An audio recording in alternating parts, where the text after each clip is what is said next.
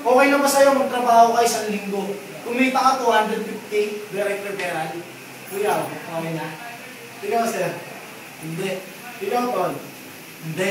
Diba? Pero alam mo, kumita ako ng 250. Pinakita ko sa nanay ko. Mami, 250. Alam mo, sabi sa akin nanay ko, ito 250, gusto mo gawin ko pa 500, tigil mo na yan. Diba? Wala ka na pakapala dyan. Pero sabi ko, hindi. Sabi ko muna sa upline ko, up! Kita mo lang kita ko, hirap-hirap mo ito tao. Dave, relax ka lang. Alam mo kung bakit? Lahat ng bagay na buumisa sa mali. Kahit naman ikaw mismo sa kabagaling, sa maliit, diba? Huwag ka nang maiinip. Paano mainit dito? Alam mo, naniwala lang ako. So, winorkout ko siya ng June. Ginawa ko siya sa Kabsu. Ginawa ko siya ng June. Ang good news dito, medyo kumita ako ng siguro 700 per week. 800 to 1,000, 2,000. So, hindi ko pa siya nasa zero kasi medyo maliit pa lang eh. So, parang wala pa.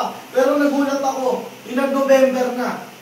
Ang good news nito, pasok sa akin ng November, kumita ako ng 5,500. Estimated. Pagpasok sa akin. Magkano nilabas ko? Saan ako nag-start? Sa 2,500 lang. So, dyan pa lang, bawi ko na.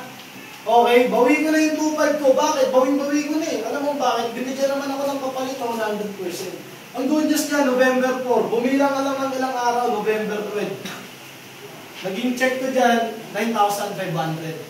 Napaka-solid. Ikaw, 17 years old ka, ano masasabi mo sa ganitong klaseng business? Diba? Ano masasabi mo sa ganitong klaseng negosyo? Ikaw, 17 years old, gumawa ka ng ganyang kalaking pera. Alam mo, sinabi ko to, napaka-abnormal. Okay? November 12, bumilang ka ng ilang araw. Unreliable income, business. Lumataas, bumababa. Okay? 9,000, naging 7,000. November 18. Okay? November 18, ito huwag kang mayabangan sa akin, hindi ko pinapakita sa ito para ipagyabang ko sa iyo.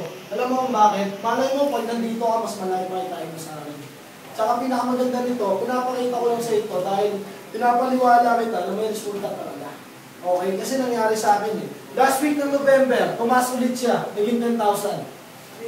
Yan. Solid, di ba? Pangalan ko, alam mo pinakamasarap na nangyari sa akin noong 2011? Alam mo, tuwing uuwi ako ng bahay, sinasabi sa akin ng magulang ko. Kasi alam niya eh, ang asar pa nga sa akin ng mga to dati. Hanggang alas 6 ka lang, yan. Hanggang alas 8 ka lang. Eto, yung ginagawa ko itong negosyo ko, ginagawa ko siya, umuwi ako madaling araw. Ngayon, lagi talagang rat-rat, di ba? Alam naman, magulang ko talagang carbine yan, di ba? Talagang rat-rat talaga yun eh. So pag uwi ko talaga, kakatukin ko pa yan.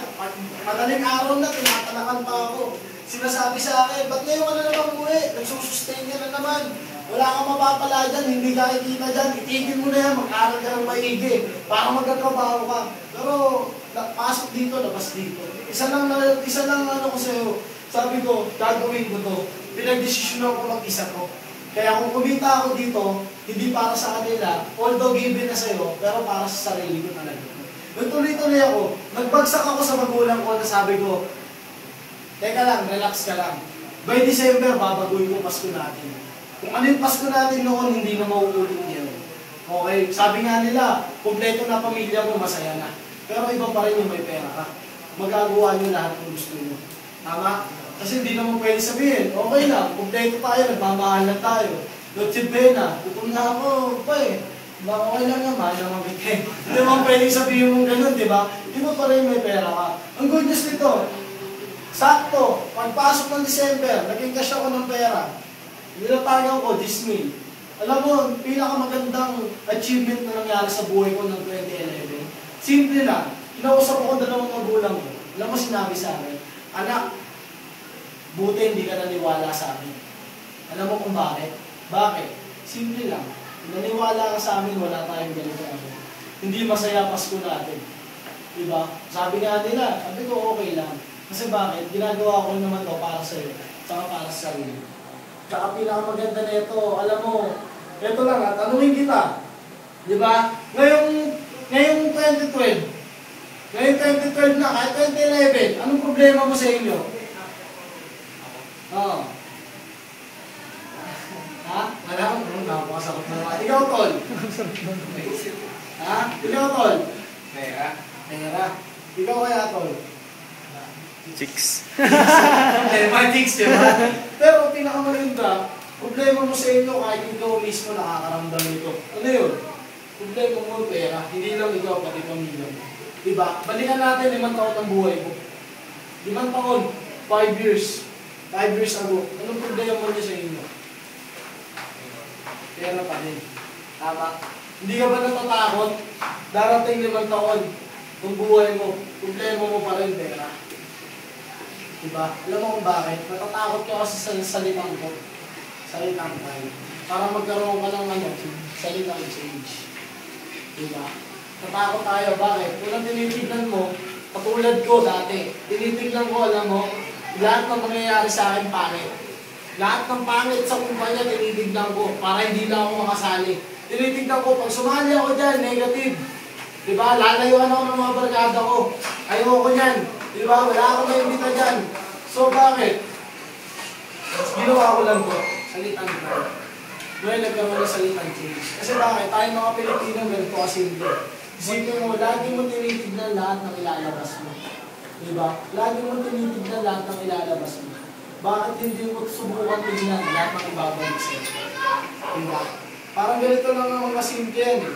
Isipin mo, mga OFW, ang haba ng pila kung saan sila pumipila.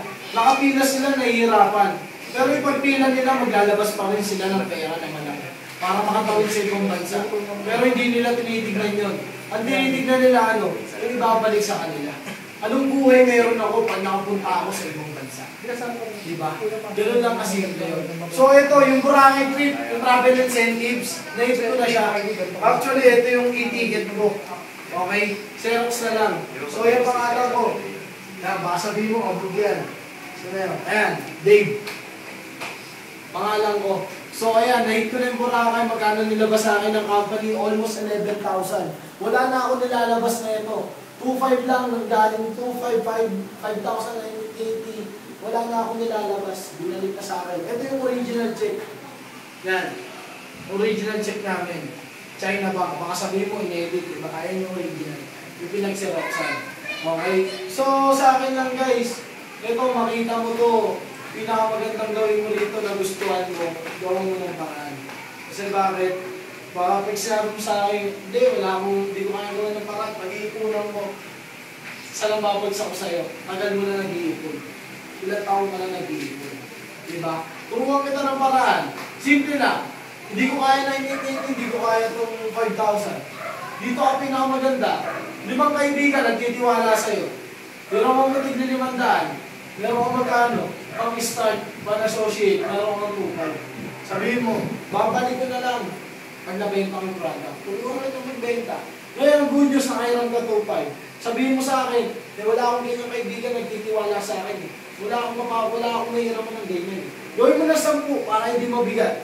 Diba? Hiram mo ito mga magkano? Ito 250. Makakabuo ka ng magkano? 2,500. Pang-start. Pilosopo ka. Wala pa rin akong ganyang kaibigan eh. 25 na kaibigan nagtitiwala sa'yo. Hiram mo muntik magkano? 100. Diba? 100. Hiram mo muntik 100. Meron mo magkano? 2,500. Pilosopo talaga kausap ko. Wala pa rin akong ganyang kaibigan eh.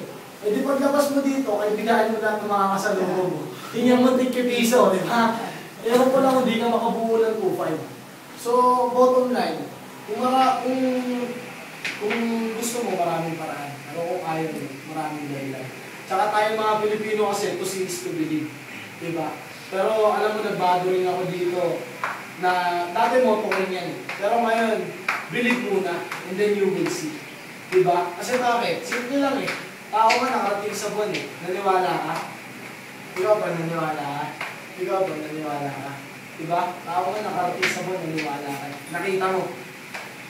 Nakita mo? Hindi. Pero pinaniwalaan mo. Bakit ito hindi mo subukan? Nakita mo. Nakita mo may resulta. Bakit hindi mo paniwalaan? Diba? Yes, example, yung bunga, umiikot eh. Nakita mo? Hindi naman, diba? Pero naniwala ka. Diba? Ito, nasa harapan mo, paniwalaan mo. Meron lang kasi yun. So ako, tapos na ako magsalita dito.